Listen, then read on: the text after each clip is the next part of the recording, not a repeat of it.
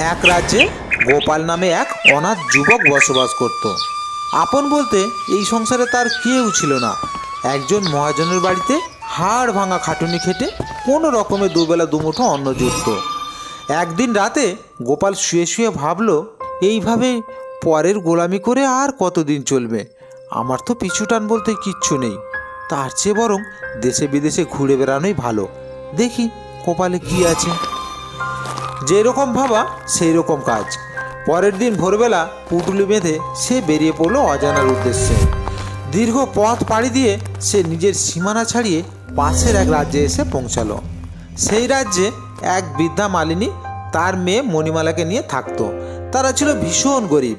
একদিন মণিমালা বনের ধারে ফুল তুলতে গিয়ে দেখল এক তেজস্বী সাধু বাবা গভীর ধ্যানে মগ্ন। মণিমালার মাথা নত হয়ে এলো। সে সাধু বাবার কাছে গিয়ে সাধু বাবাকে প্রণাম করলো। আমার প্রণাম নেবেন সাধু বাবা। সাধু বাবা চোখ মেলে তাকালেন। তার সৌম্যশান্ত চেহারা দেখে সাধু বাবা মৃদু মৃদু হেসে বললেন, দীর্ঘজীবী হও মা, আমার আশীর্বাদ রইল তুমি একদিন রাজরানী হবে। এ আপনি কি বলছেন বাবা? আমি এক সামান্য মালিনীর মেয়ে, কুড়ে ঘরে আমার বাস। রাজরানী হওয়ার স্বপ্ন দেখা যে আমার সাজে না। মনে রেখো মা, এই সাধুর আশীর্বাদ কোনোদিনও বিফলে যায় না। বিধাতা তোমার কপালে যা লিখেছেন তাই হবে। কিন্তু আমি এক হতভাগী, তা কিভাবে সম্ভব বাবা? শোনো মা, কাল ভোরে ঘুম থেকে উঠে তুমি বেরিয়ে পড়বে। যাকে তুমি প্রথমে দেখতে পাবে তাকেই তুমি নিজে থেকে বিয়ের প্রস্তাব দেবে, তবেই তোমার ভাগ্য ঘুরে যাবে। আপনার আদেশই শিরোধার্য বাবা, আমি তাই করব। বাড়ি ফিরে এসে মণিমালা তার মাকে সমস্ত কথা খুলে বলল। তারপরের দিন ভোরবেলা উঠে মণিমালা ঘর থেকে বেরিয়ে গেল। অন্যদিকে সারা রাত হাঁটাহাঁটি করে ক্লান্ত গোপাল ক্ষুধার্ত অবস্থায় সেই পথ দিয়েই যাচ্ছিল। ঠিক গ্রামের মোড়ে দুজনের দেখা হলো। পথিক, তুমি একটু দাঁড়াও, আমার একটা কথা ছিল। কি কি আপনি আমাকে বলছেন? আমি তো এই রাজ্যে একদম নতুন। আমি একজন সামান্য পথিক। আমার সঙ্গে আপনার কি প্রয়োজন? আমি জানি এটা শুনে আপনি অবাক হবেন, কিন্তু আমি আপনাকে বিয়ে করতে চাই। আপনি কি আমাকে পত্নী হিসেবে গ্রহণ করবেন? গোপাল আকাশ থেকে পড়ল। সে ভাবল, আমার মতো এক নিঃস্ব মানুষকে কেউ এভাবে আগ বাড়িয়ে বিয়ের প্রস্তাব দিতে পারে? এ তো বিশ্বাসই হয় না। এ তুমি কি বলছো কন্যা? আমার ঘর নেই, আমার অন্ন নেই। আমি তো নিজের ভাগ্য অন্বেষণ করে ঘর ছেড়েছি। আমাকে বিয়ে করে তুমি কি পাবে? সেসব আমি জানি না। এক সিদ্ধ পুরুষ আমাকে আদেশ করেছেন, আজ ভোরে যার দেখা পাব তাকেই যেন জীবন সঙ্গী করি। আমি তার কথা ফেরাতে পারবো না। কিন্তু আমরা থাকবো কোথায় আর খাবো কি? তা নিয়ে ভাববার কি আছে? একটু কম ঘুমিয়ে কাজ একটু বেশি করলে একটা মানুষ যে কোনো জায়গায় খাওয়া পড়ার ব্যবস্থা করতে পারে। আচ্ছা ঠিক আছে, তাহলে এসো আমরা বিয়ে করি। তারপরে মণিমালা তার মার কাছ থেকে অনুমতি নিয়ে বনের ধারে একটা ছোট মন্দিরে গিয়ে তারা বিয়ে করলো। পরের দিন গোপাল মণিমালাকে নিয়ে তার বাড়িতে চলে গেল এবং তারা সুখেই দিনকাল কাটাতে লাগলো। এইভাবে কিছুদিন পার হয়ে গেল। একদিন ওই রাজ্যের রাজামশাই ওই পথ দিয়ে যাচ্ছিলেন। হঠাৎ রাজা মণিমালাকে দেখতে পেলেন। তাকে দেখে রাজা অবাক হয়ে গেলেন। এত রূপবতী কন্যা এখানে কি করে এলো? তারপরে ঘোড়া থেকে নেমে মণিমালাকে জিজ্ঞাসা করলো, কে তুমি? এখানে কোথা থেকে এলে? আমার নাম মণিমালা, আমার স্বামীর নাম গোপাল। এখানে আমার নতুন বিয়ে হয়েছে। এত সুন্দর রূপ তোমার, তা তুমি একটা চাষিকে বিয়ে করলে কেন? তোমার তো রাজরানী হওয়া দরকার ছিল। এমন ভালো কথা বলার জন্য আপনাকে ধন্যবাদ, কিন্তু আমার কাছে চাষি বরই ভালো। তার সঙ্গে আরও কিছুক্ষণ কথাবার্তা বলে মহারাজ ঘোড়া হাঁকিয়ে দিলেন। প্রাসাদে ফিরে মণিমালার কথা তার বারবার মাথায় আসতে লাগলো। সারা রাত তিনি ঘুমোতে পারলেন না।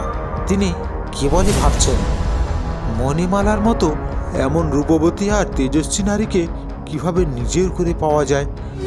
লোকবল না, লোকবল দিয়ে হবে না। অর্থ না, অর্থ দিয়েও তাকে কেনা সম্ভব নয়। অবশেষে কোনো উপায় না দেখে পরের দিন সকালে তিনি তার ধূর্ত মন্ত্রীকে ডেকে পাঠালেন। মন্ত্রী, যেভাবেই করে হোক ওই চাষির বউকে আমার চাই। তুমি একটা পথ বার করো মন্ত্রী, নতুবা আমার আহার নিদ্রা সব ঘুচে যাচ্ছে। মহারাজ, ভয় পাবেন না, সরাসরি মণিমালার উপরে হাত দিলে প্রজারা হয়তো ক্ষেপে যেতে পারে। তার চেয়ে বরং বুদ্ধি নিয়ে কাজ হাসিল করতে হবে। আপনি এক কাজ করুন, ওই চাষি গোপালকে রাজবাড়িতে এনে কোনো একটা কঠিন কাজের হুকুম দিয়ে দিন। সে রাজবাড়ি সেবায় নিযুক্ত থাকবে। তাতে আমার কি লাভ হবে মন্ত্রী? লাভ তো অবশ্যই হবে মহারাজ, অবশ্যই হবে। দিনরাত এমনই অমানসিক পরিশ্রম করাবো যে সে খাটতেই মারা যাবে। আর গোপাল মরলে তার বউ বিধবা হবে। তখন আর তাকে আপনার প্রাসাদে আনতে কোনো দ্বিধাই থাকবে না। বাহ বাহ বাহ বাহ মন্ত্রী, বাহ বাহ, তোমার দেখছি বুদ্ধির সীমা নেই। এই, কে আছিস? যা, আগে গোপালকে রাজপ্রাসাদে ডেকে নিয়ে আয়। আর হ্যাঁ শোন, আর একটা কথা, গোপালকে বলবি এই রাজবাড়িতে কাজ করতে হবে, আর তার বউকেও সঙ্গে আনতে বলবি। তারপরে পেয়াদারা গোপালের বাড়িতে গেলেন। শোনো গোপাল, তোমাকে রাজবাড়িতে কাজ করতে হবে, আর তোমার বউকেও রাজবাড়িতে নিয়ে যেতে হবে। তোমরা দুজন রাজবাড়িতে কাজ করবে আর ওখানেই থাকবে। আমি যাব না, তুমি যাও, সারাদিন সেখানে কাজ করবে, কিন্তু রাত হলেই বাড়ি চলে আসবে।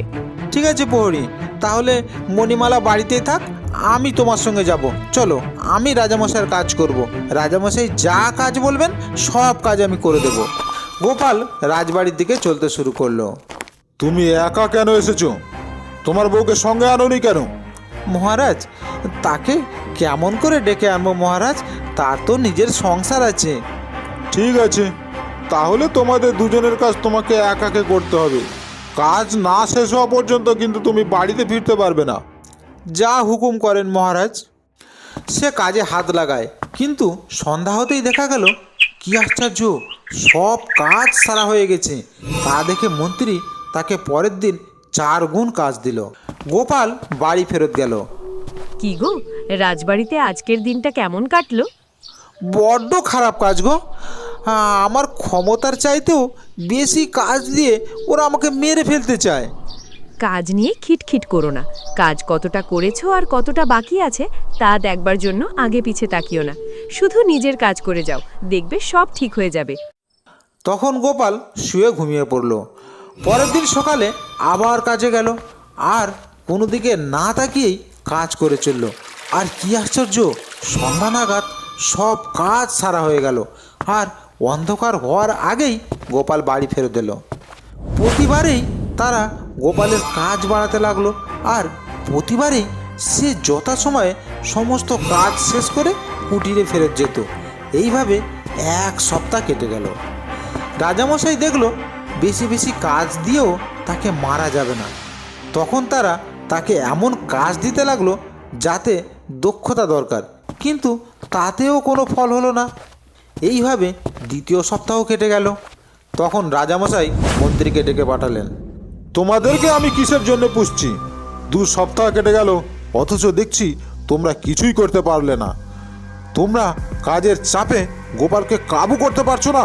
আমি প্রত্যেক দিন জানালা দিয়ে দেখি রোজ সন্ধ্যায় সে মনের সুখে গান গাইতে গাইতে বাড়ি ফেরত যায়। তোমরা কি আমাকে বোকা পেয়েছো? মহারাজ, পরিশ্রমের কাজ দিয়ে তাকে আমরা কাবু করতে চেষ্টা করেছি, কিন্তু কোনো কাজই তার কাছে কষ্টকর নয়। যেন ঝাঁটার এক বাড়িতেই সব কাজ সাফ করে দেয়, কিছুতেই তার ক্লান্তি আসে না। তখন তাকে আমরা এমন কাজ দিলাম যাতে তার দক্ষতা দরকার। ভাবলাম সে সব কাজ করার ক্ষমতা তার নেই, কিন্তু সে সব কাজও অনায়াসে করে ফেললো। যে কাজ দেয়া হোক না কেন, কেমন করে যে তা শেষ করে দেয় বুঝতে পারি না। নিশ্চয়ই সে বা তার বউ কোনো টুকটাক জানে মহারাজ, তাই দিয়েই কাজ হাসিল করে।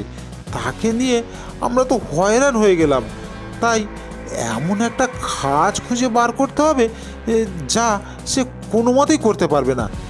এবার ভাবছি মহারাজ, 1 রাতের মধ্যে তাকে একটা সুন্দর বাড়ি তৈরি করে দিতে বলবো। হ্যাঁ, তুমি ঠিক বলেছ। ঠিক আছে, তাই করো। যেভাবে করেই হোক গোপালকে মেরে ফেলতেই হবে। পরের দিন যথারীতি গোপাল রাজবাড়িতে এলো কাজ করতে। শোনো গোপাল, কাল সকালের মধ্যে সামনের ওই যে ফাঁকা মাঠটা দেখছো, ওখানে একটি সুন্দর বাড়ি তৈরি করে দিতে হবে। আর যদি সেই কাজ করতে না পারো বছাধন, তাহলে কিন্তু কথার অবাধ্য হওয়ার অপরাধে তোমার গর্দান নেওয়া হবে, মনে থাকে যেন। রাজার হুকুম শুনে গোপাল বাড়ি ফেরত গেল। বাড়িতে ফিরে মণিমালাকে সব কথা বলল। বউ, তাড়াতাড়ি তৈরি হও, এখান থেকে আমাদের এক্ষুনি পালাতে হবে, নইলে বিনা দোষে আমাদের সর্বনাশ হবে। তুমি এত ভয় পাচ্ছ কেন? আর কেনই বা আমরা পালিয়ে যাব? ভয় না পেয়ে কী করি বলো তো? রাজার হুকুম, কাল একদিনের মধ্যে তার জন্যে একটি বাড়ি তৈরি করে দিতে হবে। আর যদি না পারি তাহলে আমার মাথা কাটা যাবে। এখন তো একটাই পথ খোলা আছে, সময় থাকতে এখান থেকে পালাতে হবে। চলো চলো, তাড়াতাড়ি এখান থেকে পালাই। রাজার অনেক সৈন্য সামন্ত, তারা আমাদের ধরে ফেলবেই। পালিয়ে তার হাত থেকে রেহাই পাওয়া যাবে না। কাজেই যতক্ষণ শক্তিতে কুলোয় তার কথা মতো কাজই করতে হবে। কাজটা যে আমাদের শক্তির অতীতে, তাহলে তার কথা মতো আমরা কাজ করব কি করে? আহা, ভালো মানুষ, ভেঙে পড়ো না, খেয়ে দিয়ে শুয়ে পড়ো। খুব ভোরে ঘুম থেকে উঠে দেখবে সব ঠিক হয়ে গেছে। তুমি যে কি বলো। আচ্ছা ঠিক আছে।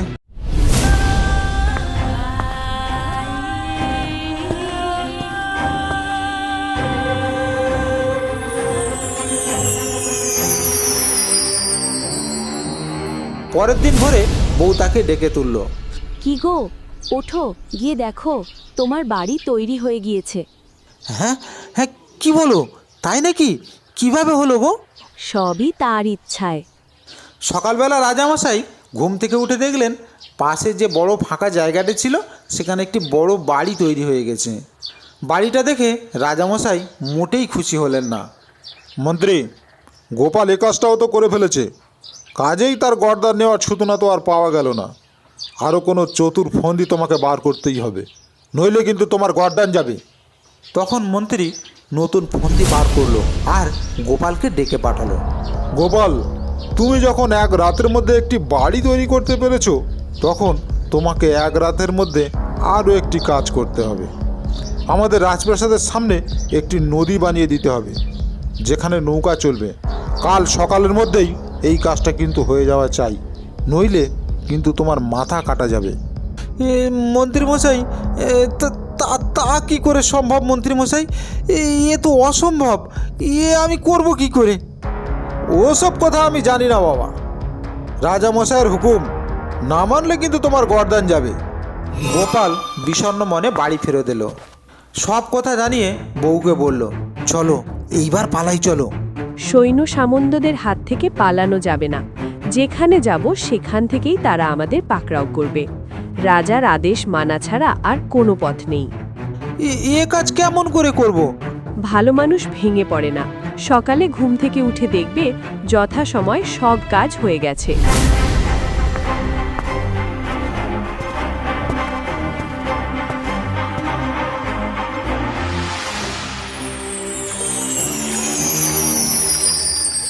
সকালবেলাতেই মণিমালা গোপালকে ডেকে তুলল। রাজবাড়িতে চলে যাও, কাজ সারা হয়ে গেছে। শুধু রাজবাড়ির সামনের জেটির কাছে একটা মাটির ঢিবি রয়েছে, একটা কোদাল নিয়ে সেটা সমান করে দাও গে। রাজা সকালবেলা ঘুম থেকে উঠে দেখলেন যেখানে নদীর চিহ্ন মাত্র ছিল না, সেখানে একটি বড় নদী বয়ে চলেছে। রাজামশাই তো পুরো অবাক হয়ে গেলেন, কিন্তু তিনি খুশি হলেন না, বরং গোপালকে দণ্ড দিতে না পারায় বড়ই বিরক্ত হয়ে উঠলেন আর ভাবতে লাগলেন, এমন কোনো কাজ নেই যে ওই গোপালকে জব্দ করতে পারে। এখন কি করা যায়? ঠিক আছে, মন্ত্রীকে ডেকে পাঠাই। মন্ত্রী, এমন কোনো কাজ খুঁজে বার করা গেল না যা গোপালের সাধ্যের বাইরে। আমরা যা বলি সে তা ঠিক ঠিক করে ফেলে। মহারাজ, ওকে যতই কঠিন কাজ দেয়া হোক না কেন, ও তো সব শেষ করে ফেলছে, এটা তো ঠিকই। ওর দ্বারায় কোনো কিছুই অসম্ভব নয়। আপনি এক কাজ করুন, গোপালকে ডেকে বলুন যে তুমি অজানা দেশে যাও আর অজানা জিনিস নিয়ে এসো। এবার আর তার রেহাই নেই। সে যেখানেই যাক না কেন, আপনি বলতে পারবেন যে সে ঠিক জায়গায় যায়নি, আর যেই জিনিস নিয়ে আসুক না কেন আপনি বলতে পারবেন সেটা ঠিক জিনিস নয়। তখন আপনি তার গরদান নিতে পারবেন আর তার বউকে আপনি পাবেন। বাহ বাহ, খুব সুন্দর মতলব করেছো মন্ত্রী। তাহলে তাকে ডেকে পাঠাও। শোনো গোপাল, এবার তোমার জন্য আমি একটি খুব ভালো কাজ দিচ্ছি। তুমি এক কাজ করো, তুমি অজানা দেশে যাও আর অজানা জিনিস নিয়ে এসো। আর যদি নিয়ে আসতে না পারো তাহলে তোমার কিন্তু গরদান যাবে। কিন্তু মহারাজ, ও অজানা জিনিস সেটা আবার কি? আমি কোন দেশে যাব? অজানা দেশ কোথায় আছে? ওসব আমি জানি না বাবু। যেটা বলেছি তুমি যদি সেটা করতে না পারো তাহলে কিন্তু তোমার গরদান যাবে। গোপাল বাড়ি ফিরে এলো আর বউকে রাজার কথা বলল। দেখো, রাজা তোমাকে জব্দ করার ফন্দি করছে। এবার আমাদের সাবধানে কাজ করতে হবে। সে বসে বসে অনেক ভেবেচিন্তে স্বামীকে বলল, যেখানে আমাদের বিয়ে হয়েছিল তার পিছনে একটা বন আছে, সেখানে সেই বন থেকে সোজা চলে যাবে। ওই বন পার হলে বনের ওপারে গিয়ে দেখবে একজন বয়স্ক বুড়ি মানুষ। তাকে আমার এই আংটি দেখিয়ে তুমি সাহায্য চেও। তিনি যদি কিছু দেয় তাই নিয়ে সোজা রাজবাড়িতে চলে যেও। আমি সেখানেই থাকব। এবার তাদের হাত থেকে আমার রেহাই নেই। তারা আমাকে জোর করে ধরে নিয়ে যাবে, তবে বেশি দিন রাখতে পারবে না। তুমি যদি তার কথা মতো সব কাজ করতে পারো তাহলেই তুমি আমাকে উদ্ধার করতে পারবে। তারপরে গোপাল যাত্রা শুরু করলো। অনেক পথ পার হয়ে শেষ পর্যন্ত একটা বনে এসে হাজির হলো গোপাল। সে দেখলো বনের মধ্যে একটি কুঁড়ে ঘর, আর সেই কুঁড়ে ঘরে একটি থুরথুরে বুড়ি। বুড়িটি গোপালকে দেখেই চেঁচিয়ে উঠল, কে রে তুই? এখানে এসেছিস কেন? দিদিমা, বউ এটা দিয়েছে আর এটা আপনাকে দেখাতে বলেছে।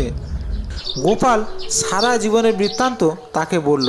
কি করে মণিমালাকে বিয়ে করলো, কেমন করে সংসার পাতলো, কি কাজ করত, আর রাজবাড়িতে কি করেছে, কেমন করে রাজার হুকুমে ঘর তৈরি করেছে, নদী বানিয়েছে। আর রাজামশাই এবার তাকে অজানা জিনিস আনতে বলেছে। দিদিমা সব কথা মন দিয়ে শুনলো আর নিজের থেকেই বলল, এবার সময় হয়েছে। ঠিক আছে বাচ্চা, এখানে বস, তোকে কিছু খেতে দেই। বুড়ির খাবার খাওয়ার পরই গোপাল অনুভব করলো তার শক্তি অনেক গুণ বেড়ে গেছে। এটা আমাকে কি খাওয়ালে দিদিমা? এই খাবার খাওয়ার পরই আমার শক্তি মনে হচ্ছে অনেক গুণ বেড়ে গেছে। এই আশ্চর্য খাবার! এই খাবারই মণিমালা খেত। তাই জন্য মণিমালা অনেক অসম্ভব কাজ সম্ভব করার ক্ষমতা হয়েছিল। কিন্তু একদিন মণিমালার মা মণিমালাকে আমার কাছ থেকে নিয়ে চলে যায়। সেখান থেকে আমি একাই থাকি। মণিমালার সঙ্গে তোমার বিয়ে হয়েছে শুনে আমি খুব খুশি। এবার তোমাকে একটা কথা বলি, মন দিয়ে শোনো। হ্যাঁ হ্যাঁ হ্যাঁ, বলো দিদিমা। আমার ঘরের বাইরে একটি নৌকা আছে। ওই নৌকাটি হাওয়ায় চলে। ওই নৌকায় চড়ে হাওয়ায় ভর করে তুমি যেদিকে খুশি যেতে পারবে। তবে হ্যাঁ, এই নৌকাতে যদি কোনো অসৎ লোক ওঠে তাহলে এই নৌকা তাকে নিয়ে গিয়ে মাঝ সমুদ্রে ফেলে দেবে, আর সে লোক সমুদ্রের জলে ডুবে মারা যাবে। তারপরে আপনার হতেই ওই নৌকা আবার যার নৌকা তার কাছে ফেরত আসবে। ওই নৌকাটা আজ থেকে আমি তোমাকে দিলাম। তুমি এটা নিয়ে যাও, নিয়ে গিয়ে রাজামশাইকে দাও। তারপরে দেখো কি হয়। আচ্ছা ঠিক আছে দিদিমা, তাই হবে। এখন তাহলে তুমি আমাকে বিদায় দাও। তারপরে গোপাল দিদিমার কাছ থেকে বিদায় নিয়ে নৌকায় চড়ে চলতে শুরু করলো। নিজের রাজ্যে পৌঁছে গেল, বউয়ের সঙ্গে দেখা করতে গেল, কিন্তু তাকে বাড়িতে পেল না। সে চলে যাবার পরের দিনই রাজামশাই তাকে জোর করে ধরে নিয়ে গেছে। কাজেই গোপাল রাজবাড়ি থেকে চলতে শুরু করলো। নমস্কার মহারাজ। যে লোক অজানা দেশে গিয়েছিলেন তিনি অজানাকে নিয়ে ফিরে এসেছেন। তাকে পরের দিন আসতে বলো। রাজামশাইকে গিয়ে বলো, তিনি যা চেয়েছিলেন আমি তাই নিয়ে এসেছি। হয় তিনি আমার কাছে আসুক, নইলে আমি তার কাছে যাব। রাজামশাই আর মন্ত্রীমশাই বেরিয়ে এলেন। বলো, তুমি কোথায় গিয়েছিলে? গোপাল রাজামশাইকে সমস্ত কথা খুলে বলল, কিন্তু বুদ্ধিমত্তার সাথে নৌকার সেই আসল গোপন গুণটির কথা চেপে গেল। সে জানতো লোভী রাজা ও মন্ত্রীর মনে মনে কি চলছে। আচ্ছা বেশ, অজানা আশ্চর্য নৌকাটি এখানে নিয়ে এসো। মহারাজ, আমি শুনেছি আপনি মণিমালাকে রাজপ্রাসাদে ধরে এনেছেন। আপনি তাকে ছেড়ে দিন, তারপরে আমি নৌকাটি নিয়ে আসছি। মণিমালাকে আমি অবশ্যই ছেড়ে দেব, তার আগে তুমি অজানা আশ্চর্য নৌকাটি আমার কাছে নিয়ে এসো। গোপাল নৌকাটি আনতে গেলেন, তখন মন্ত্রীমশাই রাজার কানে বিষ ঢালতে শুরু করলেন। শুনুন মহারাজ, এই নৌকাটি আপনি নিজের দখলে নিন, আর মণিমালাকে তো আমরা আগেই বন্দি করে রেখেছি। নৌকাটি হাতে পেলেই আমরা গোপালকে পথের কাঁটা হিসাবে সরিয়ে দেব। তারপর মণিমালাও আপনার, আর ওই হাওয়ায় চলার নৌকাটাও আপনার। যেখানে খুশি আপনি সেখানে উড়ে যেতে পারবেন। হ্যাঁ, তুমি ঠিক কথা বলেছ মন্ত্রী, কিন্তু এই নৌকা যে হাওয়ায় ওড়ে তার প্রমাণ কি? ওসব আপনি চিন্তা করবেন না মহারাজ, আগে তো গোপাল আসুক, ওর কাছ থেকেই সব কিছু আমরা জেনে নেব। প্রয়োজনে আমরা দুজনে মিলে একসঙ্গে চড়ে পরীক্ষা করে দেখে আসব নৌকাটি কীরকমভাবে হাওয়ায় ওড়ে। কিছুক্ষণ পরে গোপাল নৌকাটি নিয়ে রাজার সামনে এসে হাজির হলো। মহারাজ, এই নিন সেই আশ্চর্য নৌকা, এর গুণের শেষ নেই মহারাজ। তা গোপাল, এই নৌকাটি চলে কি করে? এর না আছে পাল, না আছে দাঁড়। মন্ত্রী মশাই, এই নৌকাটি চলে মনের ইচ্ছায়। আপনি শুধু এতে বসে বলবেন, নৌকা আমায় নিয়ে চলো, তারপর জায়গার নাম বলবেন, আর এটি সঙ্গে সঙ্গেই আপনাকে উড়িয়ে সেইখানে নিয়ে চলে যাবে। তখন মন্ত্রীর প্ররোচনায় রাজামশাই আর দেরি করলেন না, তিনিও মন্ত্রী মিলে নৌকায় চেপে বসলেন। নৌকা নৌকা, আমাদের পুরো রাজ্যটা একবার তুমি ঘুরিয়ে দেখাও। রাজার আদেশ পাওয়া মাত্রই নৌকাটি এক ঝটকায় মাটি ছেড়ে আকাশে উঠে পড়ল। রাজ্য ছাড়িয়ে যখন নৌকাটি দ্রুত অজানার দিকে ছুটে চলতে শুরু করলো, তখন রাজা ও মন্ত্রীর বুক ধরপড় করতে লাগলো। উরি উরি উরি বাবা, উরি বাবা, এ কি হচ্ছে? নৌকা থামো থামো থামো থামো! ওরে মন্ত্রী মন্ত্রী, আমরা তো রাজ্য ছাড়িয়ে অনেক দূরে চলে এসেছি। আরে নৌকা নৌকা নৌকা, আমাদের আমাদের এখনই প্রাসাদে ফিরিয়ে নিয়ে চলো, আমরা আর আগে যাব না। কিন্তু নৌকা তখন অন্য মেজাজে। সে রাজার আদেশ না শুনে হু হু করে গভীর সমুদ্রের উপর দিয়ে উড়ে চলতে লাগলো। মহারাজ মহারাজ, এ তো আমাদের কথা শুনছে না। এই যে সাক্ষাৎ জমদূতের মতো উড়ে চলেছে, এখন কি হবে মহারাজ? হ্যাঁ মন্ত্রী মন্ত্রী, তুমি আমাকে বাঁচাও, আমাকে বাঁচাও মন্ত্রী। নৌকাটি তখন মাঝ সমুদ্রে পৌঁছে হঠাৎ করে কাত হয়ে গেল। রাজা আর মন্ত্রী খড়কুটোর মতো ছিটকে পড়ে গেলেন গভীর নোনা জলে, আর তাদের সেখানেই রেখেই শূন্যে নৌকাটি তীরের বেগে আবার গোপালের কাছে এসে উপস্থিত হলো।